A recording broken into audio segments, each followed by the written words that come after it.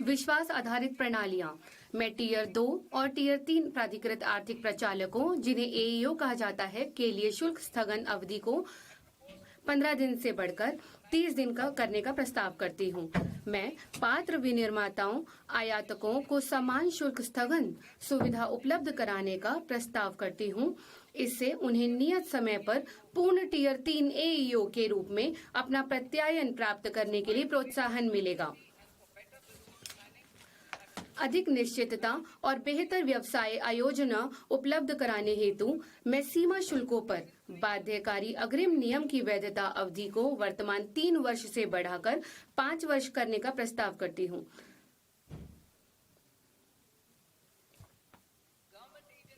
सरकार के समग्र दृष्टिकोण की मूल भावना के अनुरूप सरकारी एजेंसियों को उनके कार्गो के समाशोधन में अधिमान्य व्यवहार हेतु एईओ प्रत्यायन का लाभ लेने के लिए प्रोत्साहित किया जाएगा।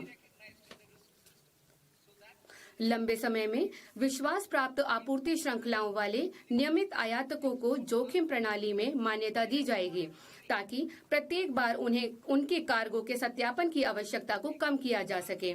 इलेक्ट्रॉनिक सीलिंग का उपयोग करने वाले निर्यात कार्गो का फैक्ट्री परिसर से पोर्ट तक का पूरा समाशोधन उपलब्ध कराया जाएगा। उन वस्तुओं के आयात जिनके लिए किसी अनुपालन की आवश्यकता नहीं है, विश्वस्त आयातक द्वारा प्रवेश बिल दायर करने और वस्तुओं के आगमन पर सीमा शुल्क को उनके समाशोधन की औपचारिकताओं पूरी करने के लिए स्वतः सूचना मिल जाएगी। इससे वस्तुओं के आगमन के तत्काल बाद निर्मुक्त किए जाने को सक्षम बनाया जा सकेगा। सीमा शुल्क भंडारण फ्रेमवर्क को स्व प्रकटन, इलेक्ट्रॉनिक ट्रैकिंग और जोखिम आधारित लेखा परीक्षा के साथ एक भंडार संचालक केंद्रित प्रणाली में बदला जाएगा।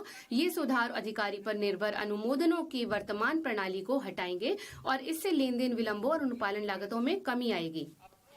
व्यापार करने की सुगमता। विभिन्न सरकारी एजेंसियों से कार्गो समाशोधन के लिए अपेक्षित अनुमोदनों की प्रक्रिया को इस वित्त वर्ष के अंत तक एकल और परस्पर जुड़े हुए डिजिटल विंडो के माध्यम से निर्बाध बनाया जाएगा। खाद्य, औषधि, पौध, पशु और वन्य जीव उत्पादों जो निषिद्ध कार्गो का 70% होता है के समाशोधन में शामिल प्रक्रियाओं को अप्रैल 2026 तक प्रचालनात्मक बना दिया जाएगा। जिन वस्तुओं के लिए कोई अनुपालन अपेक्षा नहीं है, उन वस्तुओं को आयातक द्वारा ऑनलाइन पंजीकरण पूरा करने के तत्काल बाद सीमा शुल्क द्वारा शुल्क के भुगतान के अध्ययन समाशोधित किया जाएगा। सभी सीमा शुल्क प्रक्रियाओं के लिए एकल, एकीकृत और मापनीय प्लेटफॉर्म के रूप में सीमा शुल्क एकीकृत प्रणाली CIS 2 वर्षों में शुरू की जाएगी। गैर सन्निविष्ट स्कैनिंग और उन्नत इमेजिंग तथा जोखिम आकलन हेतु AI प्रौद्योगिकी का उपयोग सभी प्रमुख पत्तनों में प्रत्येक कंटेनर को स्कैन करने के उद्देश्य से चरणबद्ध तरीके से किया जाएगा। नए निर्यात अवसर।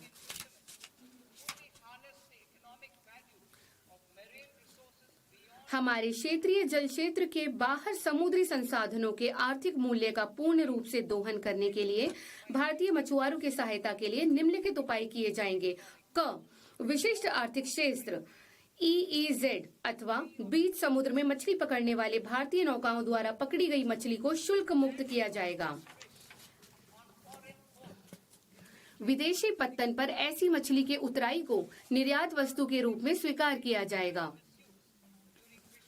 मछली पकड़ने, पारगमन और ढुलाई के दौरान दुरुपयोग को रोकने के लिए सुरक्षा उपाय किए जाएंगे।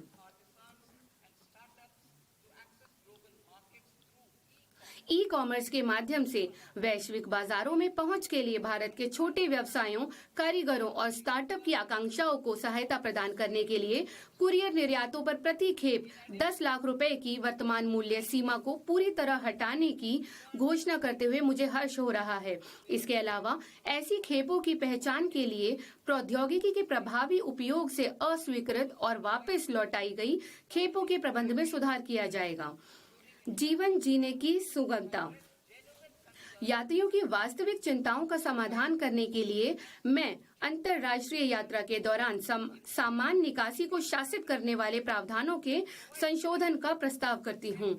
संशोधित नियमों से वर्तमान समय की यात्रा संबंधी वास्तविकताओं के अनुरूप शुल्क मुक्त भत्ते में वृद्धि होगी और अंदर लाई गई आधा अथवा बाहर ले जाई गई वस्तुओं की अस्थायी ढुलाई में स्पष्टता आएगी।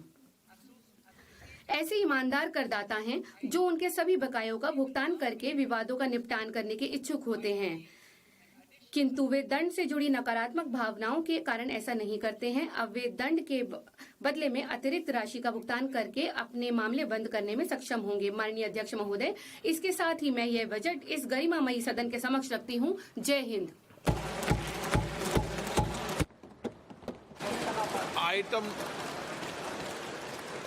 आइटम नंबर 3, माननीय वित्त मंत्री जी।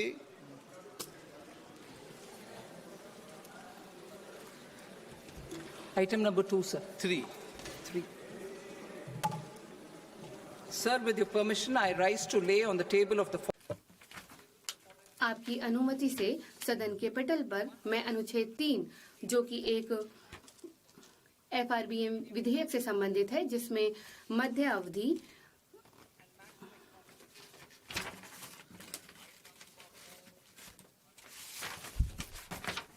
आपकी अनुमति से जो वित्त विधेयक 2025-26 है उसके आपके सामने रखती हूँ। प्रदान की जाए।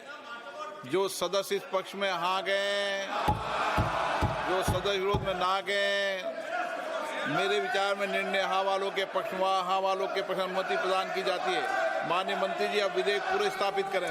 Sir, I introduce the bill. मैं विधेयक को पुनर्स्थापित करती हूँ। सदस्यगण, आपको सूचित किया जाता है कि माननीय वित्त मंत्री जी के बजट भाषण की कॉपी पब्लिकेशन काउंटर पर ली जाती है। बजट भाषण और बजट से संबंधित दस्तावेज आपके मोबाइल फोन और मेंबर पोर्टल्स पर ही उपलब्ध है। सभा की कार्रवाई कल सोमवार दिनांक 2 फरवरी 2026 को प्राप्त 11 बजे तक के लिए स्थगित की जाती है। आपके मोबाइल पर तुरंत आएगी ब्रेकिंग न्यूज। स्क्रीन पर सबसे पहले दिखेगी बड़ी खबर।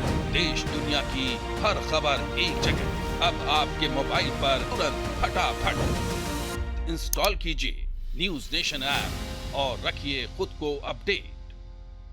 आपके मोबाइल पर तुरंत आएगी ब्रेकिंग न्यूज। स्क्रीन पर सबसे पहले दिखेगी बड़ी खबर। देश दुनिया की हर खबर एक जगह। अब आपके मोबाइल पर तुरंत फटाफट इंस्टॉल कीजिए न्यूज नेशन ऐप और रखिए खुद को अपडेट।